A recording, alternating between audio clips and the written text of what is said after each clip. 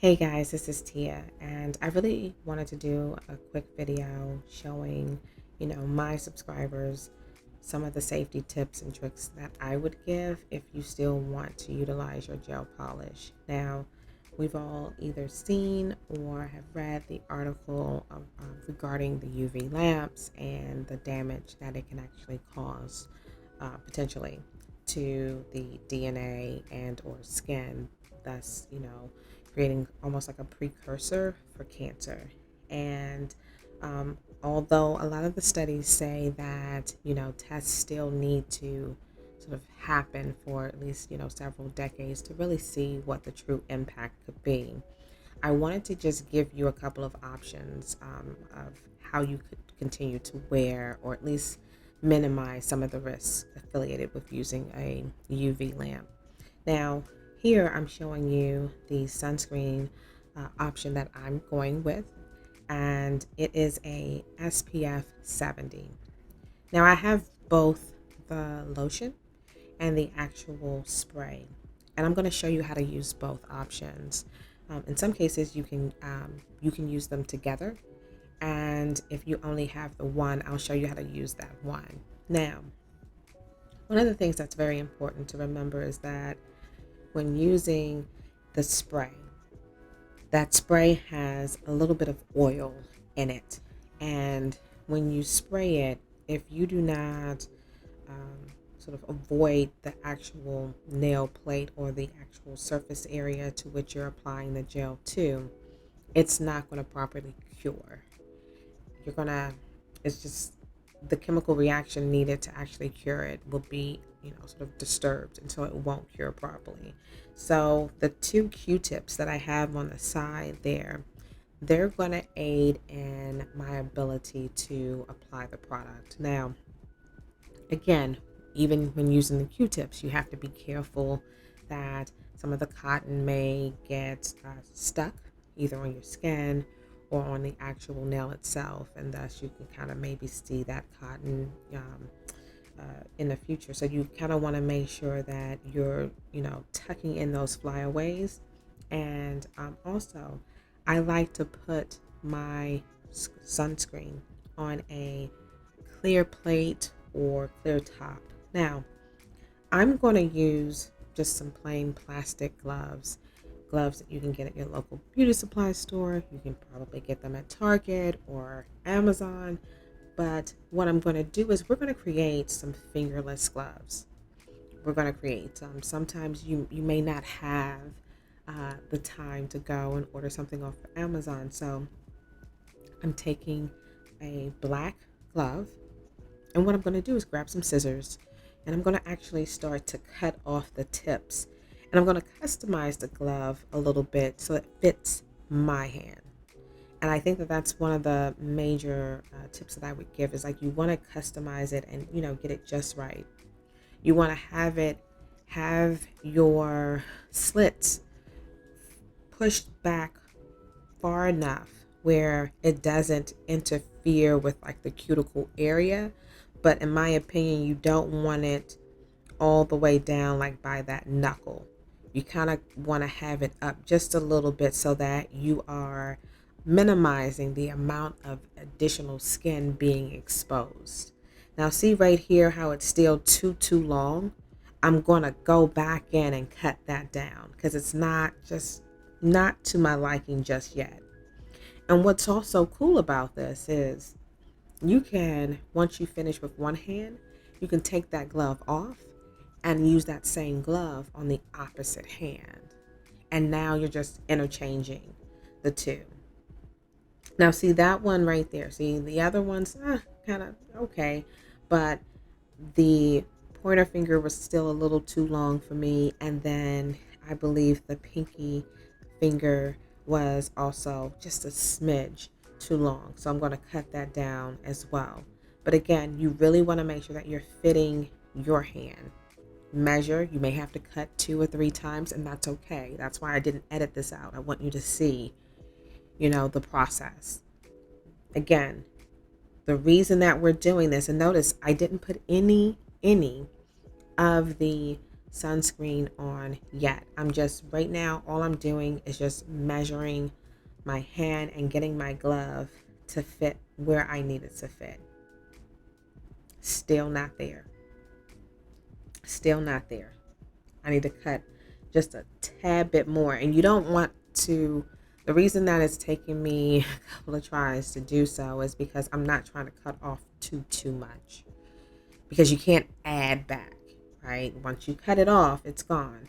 But what I can do is I can cut a little,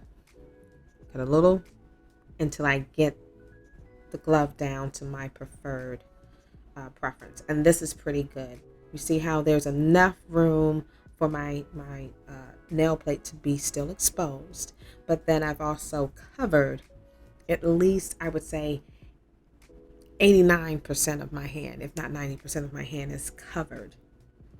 So I've now minimized my exposure. The other thing that I want to point out to you is that I had this sort of one of those fingerless gloves that I had from like back when the winter was here, and I can't find the other one. And so I'm going to add that on top of the plastic glove. Now, let's say you don't have fingerless gloves. You know those socks that no longer have a pair, like a mate? Those socks, we all have them, like, off to the side. It's like, how the hell did I get this sock versus that sock versus this one? But excuse me, nonetheless, we all have those socks. What you do is you basically create almost like a mitten, if you will. Cut the top part off or down enough, and then cut a little slit on the side where you can pop your thumb out. And you can use that to aid in your coverage and providing just, additional layers, so that you're minimizing the exposure and the aging, not only the mutation, but more so the aging too, because sometimes UV light lamps can age your hands and create wrinkles. And I'll bring another video back of some of the things that I do to sort of try to combat aging hands. But again, what I did, I'm just using an old glove, and I am going to now proceed with the gel application. So one of the things that I want to make sure that I'm doing is that as I am applying my base gel, I want to be very clear on my steps. I'm going to do a base gel layer, and then I'm going to do 2 layers of top coat. Okay. The reason why I want to make sure that I understand what I'm doing is because I need to see if I can maybe shorten a step here or there. Because again, we're minimizing exposure. Back in the day when people would go and get their gel nails, sometimes it would take 5 passes for that gel to cure. And so you would basically put one hand in, your tech would do the next hand, and then she would rotate to the next, and then they would rotate back again to the next hand, and then rotate back again. And before you knew it, you had put your hand in that dryer 10 different times, 5 times on each hand. And back then, the gel required somewhere between 4 and 5 minutes to cure. Today's gel is, in many cases, formulated to cure under an LED light. Okay, yes, there's a difference from UVA versus UV, right? And that's a whole nother topic, but there's a difference. Now, if you have a UV LED lamp, yes, it is better than the older model fluorescent bulb replacement type of lamp that you would use, because those were definitely harsher. But as technology has changed, again, this is not the first time that this study has been mentioned. I remember maybe 10, 15 years ago, there were articles coming out about how the gel lamps could potentially age your skin, cause skin cancer, etc., etc. And it was recommended back then that we wear sunscreen. So fast forward, I think now with just, social media and the ability to get the message out to more people, and more people are now becoming more informative about the things that they're doing, I think that this has sort of brought back the attention that it should have. Wearing sunscreen, first of all, we should wear sunscreen all the time, but specifically wearing sunscreen when you're getting your gel manicure doesn't hurt. It actually does prevent, it acts as a blocker, same way that you would wear sunscreen if you go out to the beach. But you want to make sure that it's at least, I would say, SPF 30 or higher. You don't want the SPF 15 because that's not enough. And so that's why I opted to go with the 70, because, I just want to maximize the protection that I'm providing myself. Now, I'm about to grab the Q-tip. And remember, I had pulled out a little bit of that sunscreen lotion. This clip, we're only going to utilize that lotion. And once we utilize the lotion on the left hand there, I'm going to show you how to utilize the lotion and the spray on the right. Now, what I did there was I just put my Q-tip in the sunscreen, and as you can see, I'm applying that sunscreen around my nail. I'm trying to cover as much as I can of the exposed skin, so that that sunscreen is doing its thing. I want to make sure without getting that lotion that has that oil in it to mess up my work, my gel, overlay. So I'm being very careful, but I'm also applying a nice, generous amount of sunscreen around. And the great thing about this is once you apply the sunscreen on, you don't have to take it off for your additional gel layers. However, you do have to be careful with the way that the brush is sort of moving, because you don't want that lotion to get on your gel brush and then you put that brush back into the container. Okay, so you do want to be careful about that, and you want to make sure that you don't have a lot of product on that could potentially spill or run, because again, if it catches onto that lotion or to that the spray, it's gonna change the chemical reaction and it's not going to cure properly. So I'm making sure that I'm also going underneath my hand, because that skin also gets exposed, right? It's going to bounce off of each other while my hand is under the lamp, and then it's also going to go underneath because it's coming down, so it's going to reflect back up because of my station. So having that sunscreen at the bottom is key too. And that's one of the things I wanted to do. Now, I've cured everything. And again, see, I did not wipe anything off. I'm not trying to remove anything. And I'm trying to be very, very, very careful, because I still have that tacky layer of base on top to really help grab the final layer, which is the top coat layer. So what I'm going to do is I'm going to apply 2 additional layers of top coat on my left hand, and then I'm going to come back and show you how to utilize the spray bottle along with the lotion.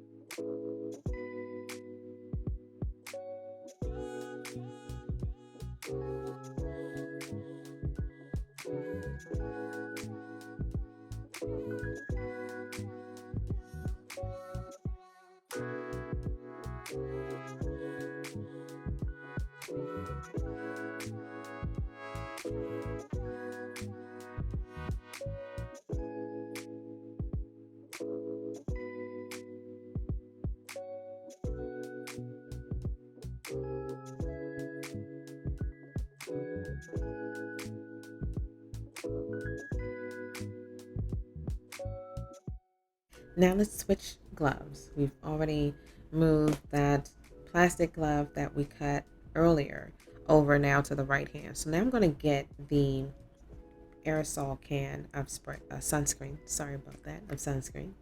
And it is also SPF 70.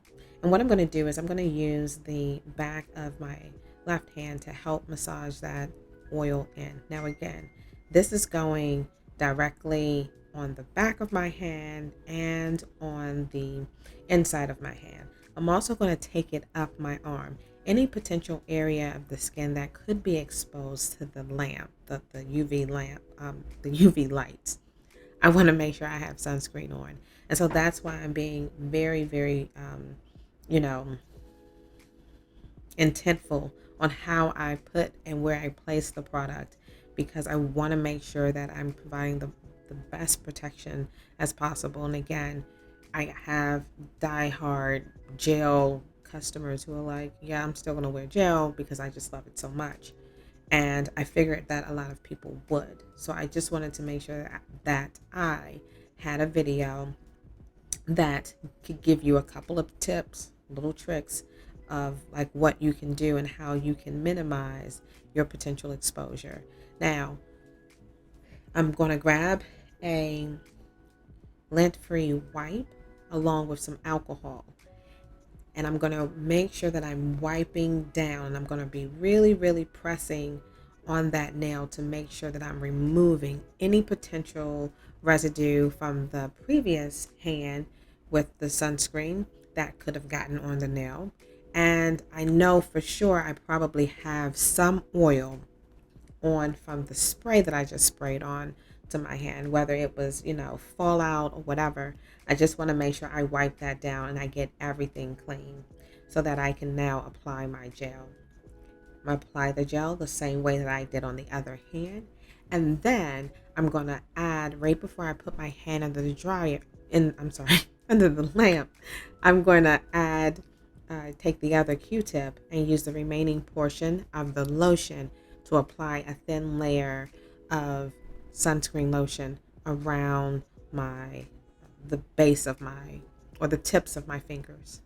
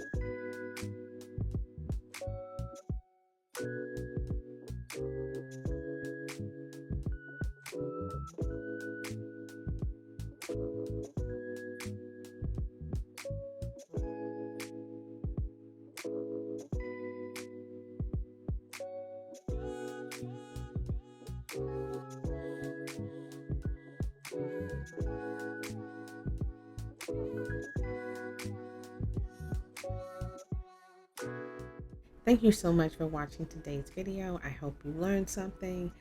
Until next time, keep dipping. Bye, guys.